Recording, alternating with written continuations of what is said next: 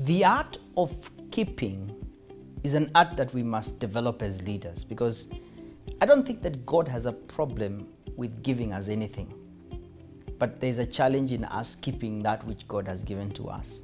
And ultimately, maturity is a place that we get to in God and also in our character that allows us to handle more and receive more that God has in store for us. So we have to develop this art of keeping.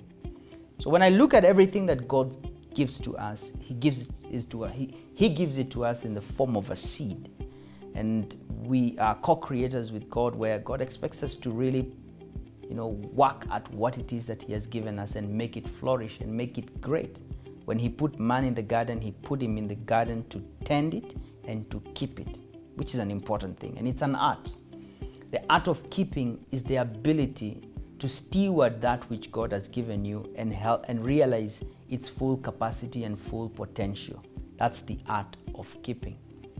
Talents are in us as raw materials, and we have to develop them and cultivate them. So our maturity really determines how much we get from God and what we can steward. The art of keeping is an art that we must learn as leaders. I believe that there's more that you can get, there's more that you can harness, there's more that you can steward, but you have to learn the art of keeping. God is not wasteful. When I look at my son and I entrust him with certain things, I can only entrust him with more if he's already being very careful in keeping the little that I've given to him. It's a principle that we practice and understand it so well as fathers, as humans, as brothers, as friends.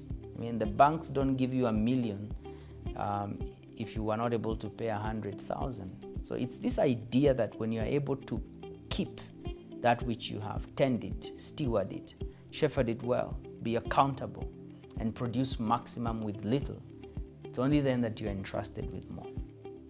Let's develop the art of keeping, because that will allow us to get more and steward more for the glory of the Master.